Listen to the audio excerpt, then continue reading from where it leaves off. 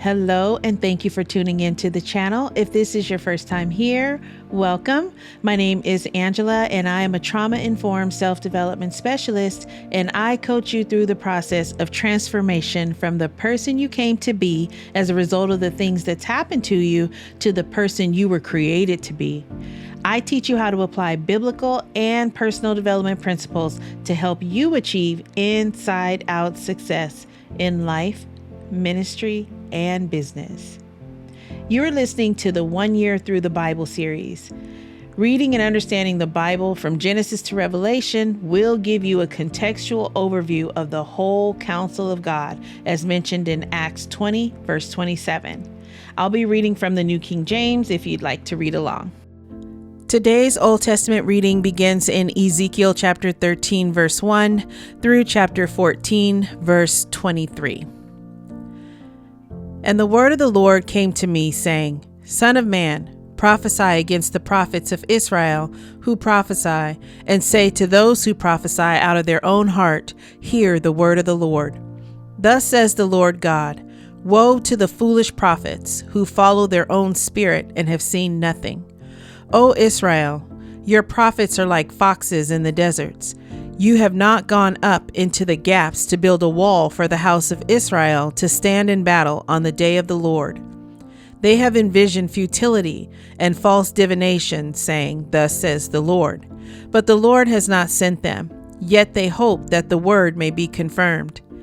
Have you not seen a futile vision? And have you not spoken false divination?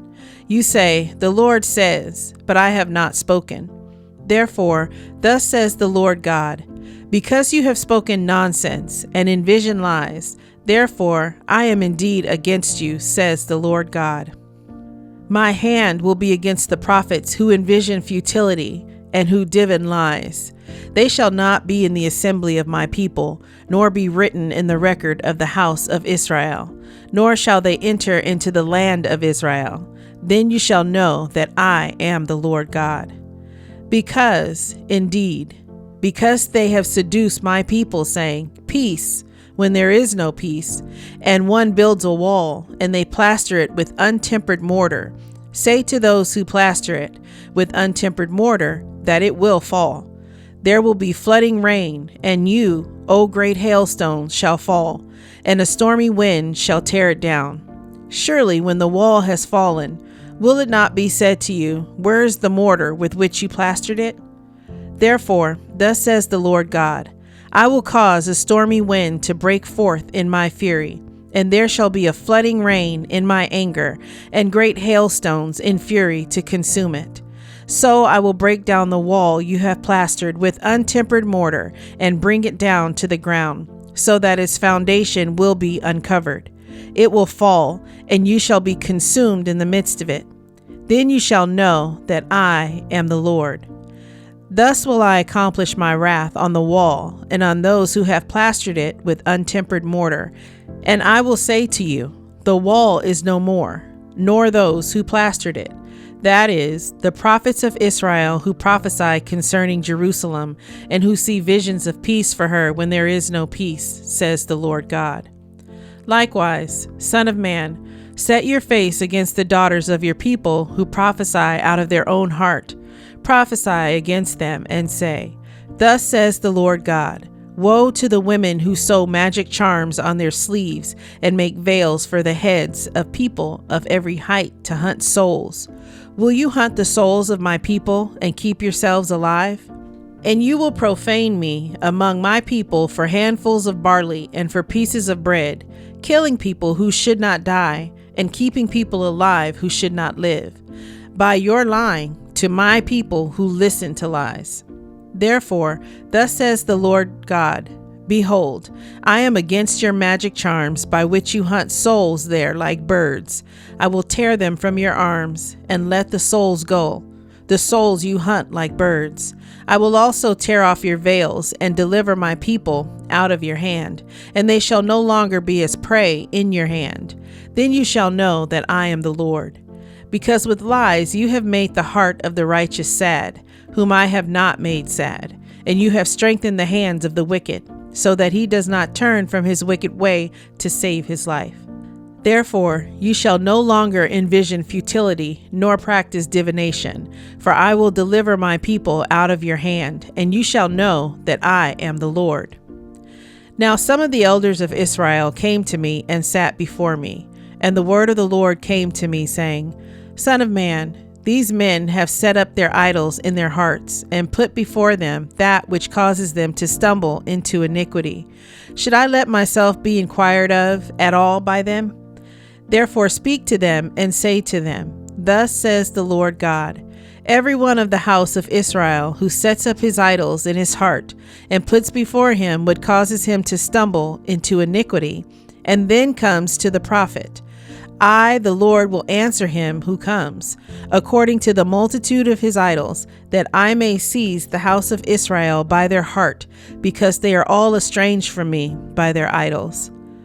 Therefore say to the house of Israel, Thus says the Lord God, Repent, turn away from your idols, and turn your faces away from all your abominations. For any one of the house of Israel, or of the strangers who dwell in Israel, who separates himself from me, and sets up his idols in his heart, and puts before him what causes him to stumble into iniquity, then comes to a prophet to inquire of him concerning me, I, the Lord, will answer him by myself. I will set my face against that man and make him a sign and a proverb, and I will cut him off from the midst of my people. Then you shall know that I am the Lord. And if the prophet is induced to speak anything, I, the Lord, have induced that prophet, and I will stretch out my hand against him and destroy him from among my people Israel. And they shall bear their iniquity. The punishment of the prophet shall be the same as the punishment of the one who inquired, that the house of Israel may no longer stray from me, nor be profaned any more with all their transgressions, but that they may be my people, and I may be their God, says the Lord God. The word of the Lord came again to me, saying, Son of man, when a land sins against me by persistent unfaithfulness, I will stretch out my hand against it. I will cut off its supply of bread, send famine on it, and cut off man and beast from it. Even if these three men, Noah, Daniel, and Job, were in it, they would deliver only themselves by their righteousness, says the Lord God. If I cause wild beasts to pass through the land, and they empty it and make it so desolate that no man may pass through because of the beasts, even though these three men were in it, as I live, says the Lord God, they would deliver neither sons nor daughters, only they would be delivered, and the land would be desolate. Or if I bring a sword on that land and say, Sword, go through the land, and I cut off man and beast from it. Even though these three men were in it, as I live, says the Lord God, they would deliver neither sons nor daughters, but only they themselves would be delivered. Or if I send a pestilence into that land and pour out my fury on it in blood and cut off from it man and beast, even though Noah, Daniel, and Job were in it, as I live, says the Lord God, they would deliver neither son nor daughter. They would deliver only themselves by their righteousness. For thus says the Lord God, how much more it shall be when I send my 4 severe judgments on Jerusalem, the sword and famine and wild beasts and pestilence, to cut off man and beast from it.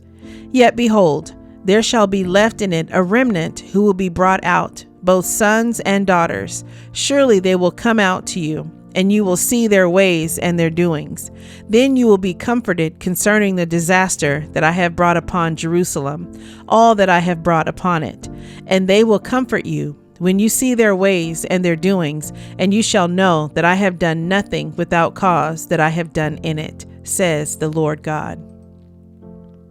Psalm 122, verses 6 through 9. Pray for the peace of Jerusalem. May they prosper who love you. Peace be within your walls, prosperity within your palaces. For the sake of my brethren and companions, I will now say, peace be within you. Because of the house of the Lord our God, I will seek your good. Proverbs chapter 28, verse 19. He who tills his land will have plenty of bread, but he who follows frivolity will have poverty enough. The New Testament reading is in Hebrews chapter 7, verses 1 through 28. For this Melchizedek, king of Salem, priest of the Most High God, who met Abraham returning from the slaughter of the kings and blessed him, to whom also Abraham gave a 10th part of all, first being translated King of Righteousness, and then also King of Salem, meaning King of Peace, without father, without mother, without genealogy, having neither beginning of days nor end of life, but made like the Son of God, remains a priest continually. Now consider how great this man was, to whom even the patriarch Abraham gave a 10th of the spoils. And indeed, those who are of the sons of Levi, who receive the priesthood, have a commandment to receive tithes from the people according to the law, that is, from their brethren, though they have come from the loins of Abraham. But he whose genealogy is not derived from them received tithes from Abraham and blessed him who had the promises. Now beyond all contradiction, the lesser is blessed by the better. Here, mortal men receive tithes, but there he receives them, of whom it is witnessed that he lives. Even Levi, who receives tithes, paid tithes through Abraham, so to speak, for he was still in the loins of his father when Melchizedek met him. Therefore, if perfection were through the Levitical priesthood, for under it the people received the law, what further need was there that another priest should rise according to the order of Melchizedek, and not be called according to the order of Aaron? For the priesthood being changed, of necessity there is also a change of the law. For he of whom these things are spoken belongs to another tribe, from which no man has officiated at the altar. For it is evident that our Lord arose from Judah, of which tribe Moses spoke nothing concerning priesthood. And it is yet far more evident if, in the likeness of Melchizedek, there arises another priest, who has come not according to the law of a fleshly commandment, but according to the power of an endless life. For he testifies, "You are a priest forever, according to the order of Melchizedek." For on the one hand, there is an annulling of the former commandment because of its weakness and unprofitableness, for the law made nothing perfect. On the other hand, there is the bringing in of a better hope, through which we draw near to God. And inasmuch as he was not made priest without an oath, for they have become priests without an oath, but he with an oath by him who said to him, "The Lord has sworn and will not relent. You are a priest forever, according to the order of Melchizedek." By so much more Jesus has become a surety of a better covenant. Also, there were many priests, because they were prevented by death from continuing. But he, because he continues forever, has an unchangeable priesthood.